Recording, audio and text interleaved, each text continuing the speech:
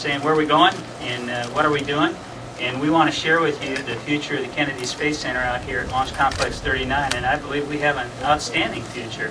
But one of the things that we want to do is to make the Kennedy Space Center a multi-use launch complex of the future. And Launch Complex 39 would not just launch those heavy lift vehicles that take us exploring beyond our home planet, but open it up to commercial operations also.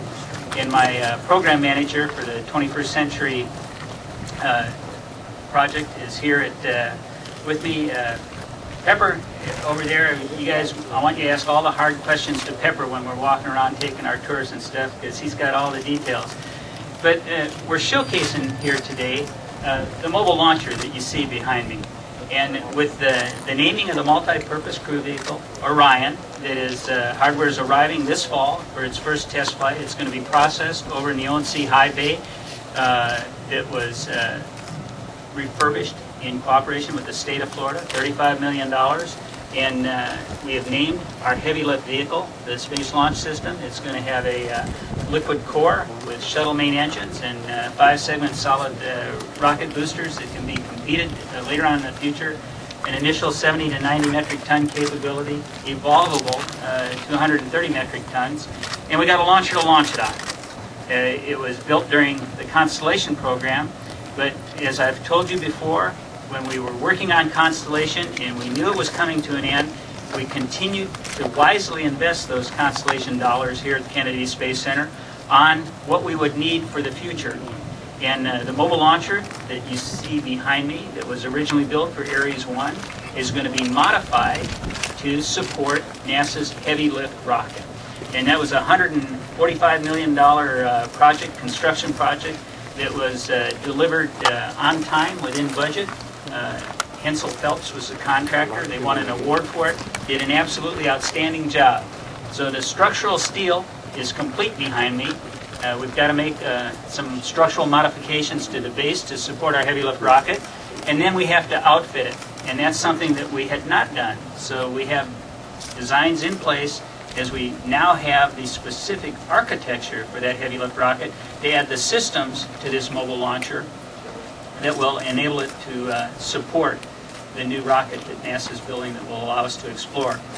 This mobile launcher is going to roll out of that VAB in High Bay 3 out to Launch Pad 39B. And if you look out to that launch pad, and we can't quite see from here, but you'll notice that all the fixed and rotating service structure is gone from the pad. It has a state-of-the-art lightning protection system on it. We pulled 1 million miles of copper out from that pad. A lot of people look at that pad and they think it's just this mound of earth that we launch rockets off.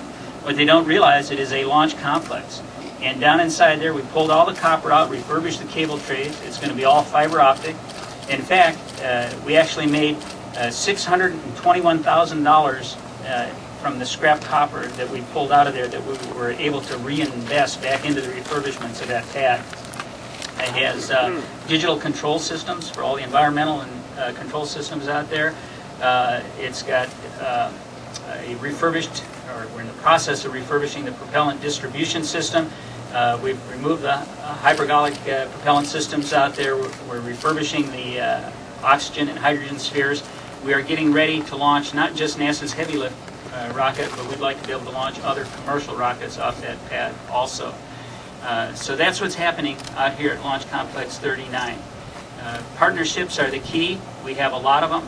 I'm not going to go into that all right now. I think the real focus here is that we are moving forward. We have made tremendous progress. The Kennedy Space Center is ready and will be ready to support the multi-purpose crew vehicle and the Space Launch System when it arrives here to be processed and launched from the Kennedy Space Center. I would like to ask our Administrator, Charlie Bolden, to come up to the podium now, and he can share with you the future of where we're going and the outstanding job that has been brought together by this team and the folks up on the Hill to help make this possible. Charlie? Thanks very much, and thanks for all of you coming out to see this. I'm not sure how many of you have been here before, but before I say anything, let me thank Bob for the leadership that he's exhibited here. You know, when Bob Cabana came here from JSC, well, by way of Stennis or something like that, you know, he came into a situation where he knew that we were going to be phasing shuttle out. And I'm not sure how many of you took that to heart. I know there's one person who did, and it was Bob Cabana. And he started with his team, I think the day he arrived, in looking to the future and trying to determine how best to go about doing that, taking care of his people to the greatest extent possible, but being able to transition the facilities here and the things that we did so that it would support whatever the future program became. And so Bob, I want to thank you and the whole team for the vision you had and for the way that you kept KSC poised in being able to do what we did. Is that the ship's horn? Is it time to get back ashore and all that stuff? Is it time to go, Jay? Is that it? Okay. I'm not sure how many of you understand that, you know, the future of exploration begins right here. It has always been here on the Space Coast when we talk about space exploration, and that's going to be what it is in the future. And so if you look over my shoulder behind me, it's going to start on this facility, and if not other facilities very similar to it. A little bit more than a couple of months ago, I was down here when we celebrated what many people, I'm not sure they ever thought it would come, but we all knew it had to, and that was the end of the shuttle program. Some of you will remember that when I became the NASA administrator, I pledged several things. One of them was that we would safely fly out the shuttle, and we did that in a way that was absolutely incredible. And I think what was most heartening to me was to be out on the runway, you know, after we had wheel stop on 135, and to watch the teams of people go about their duties, mapping tile, checking systems on the orbiter to make sure that everything was okay, although they all knew that there was not going to be another flight, and many of them knew that that was probably going to be the last evolution that they would conduct here at the Kennedy Space Center. And I think it speaks incredible volumes for their dedication, their devotion, and their ability to sacrifice. Since then, lots of things have happened. President Obama and the Congress have come together, and as Bob said, not too long ago, I announced the Space Launch System, or the Heavy Lift Launch Vehicle, a decision that had been made through many, many months of study on the part of all of us in the NASA team to determine what the best system would be. Bob described it in briefly, so I won't go over that again. But the point I want to make about it is something I made at a breakfast this morning for the space business leaders around.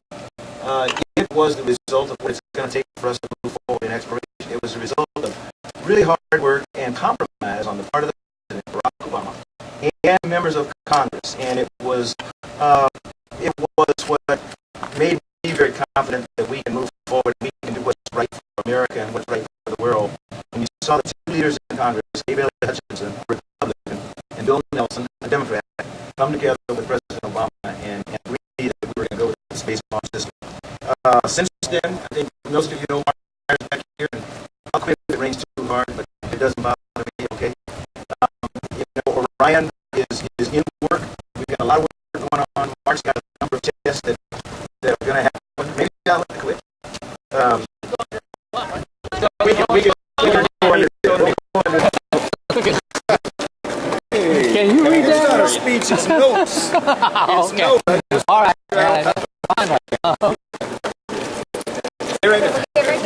Can you get everybody in here? Fucking shoot between your. I've done this once and I would burn you down, so as long as you don't know this, you Can't run away. want to stick the mic on me. Okay. Yeah, these are. Anybody else want to stick one down here? Yeah. I can try. There you go. Hang on. Is it going to be okay? Yes, sir. All right. I just want to make sure that you have documented everything.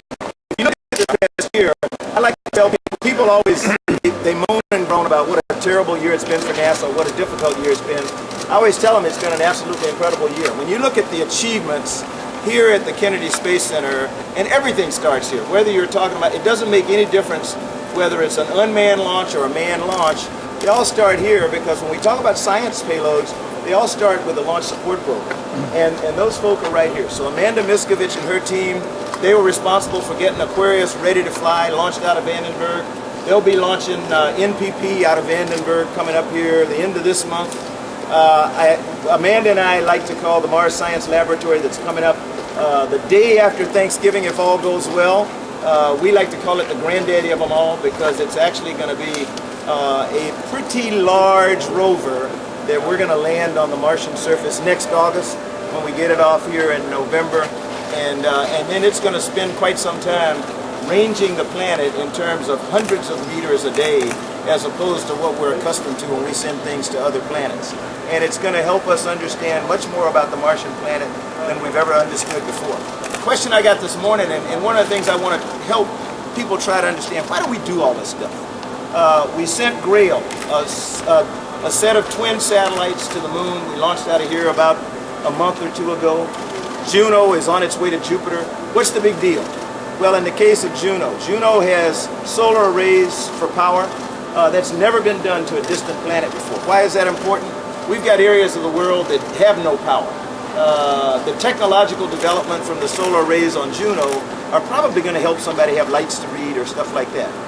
When you talk about why are we going there in the first place, Jupiter is it's one of the largest planets in our solar system, and we think we have a lot to learn that'll help us understand our own planet here. Grail, going to the moon, will help us understand a lot more about our planet, because I don't need to tell you, you saw it this weekend.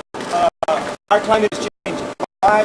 We don't know entirely. Our job is to build instruments that can measure, get data so that decision makers can make the right kinds of decisions. One of the big things for this area is we announced a non-profit organization, CASIS, that operates out of Space, Florida. It's going to be right here at the Kennedy Space Center, Orlando, Kennedy area, and they're going to take over the responsibility for selecting and actually managing all of the American payloads on the International Space Station, payloads and experiments. That's really important. Why? Because we want to get NASA out of the business of doing that. We're always accused of junk science, other kinds of things. We're putting it in the hands of a professional organization headed up by Dr. Jeannie Becker, who herself is a principal investigator, was on the team that discovered the salmonella vaccine. So we're putting real scientists in charge of real science stuff. So don't complain to me that, that what we're putting on station isn't valid or something like that. We have also made significant strides in upgrading the ground infrastructure here, and I'm going to let Pepper and the other guys tell you about it, but we're standing under, I think, what is probably the premiere of the new structures here at the Kennedy Space Center, and that's why we came here today. And as Bob said, we also announced going ahead with the Space Launch System, or Heavy Lift Launch Vehicle. And you all should know, we had an industry day in Marshall, Huntsville, Alabama, 2 weeks ago. Tremendous turnout. Getting input from industry on what they think about the design and the architecture and how they're going to carry it out. Last week we had an industry day here talking about commercial crew, so that again we could get industry's input, because they're the ones that are going to do this.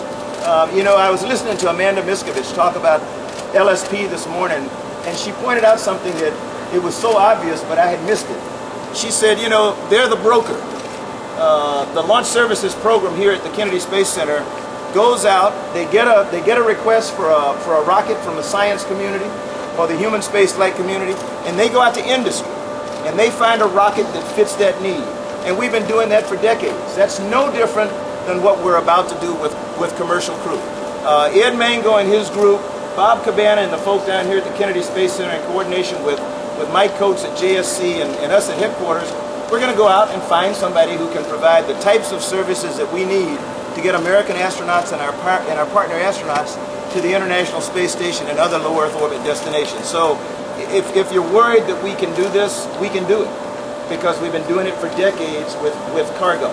Is crew different from cargo? You bet it is, and that's why we're taking a little bit more time to get it right. So those are the kinds of things we're doing. You know, the platform here is going to be out on Launch Complex 39B. Bob talked about the clean pad. If you've had a chance to go out there, or if you haven't, you need to. And don't just walk on the pad. Ask them to take you underground, where I went for my first time in all the time of coming down here. That's where the hidden mechanisms are, and that's where the story of the clean pad and the 21st Century Launch Complex is. And I really recommend that you go out there.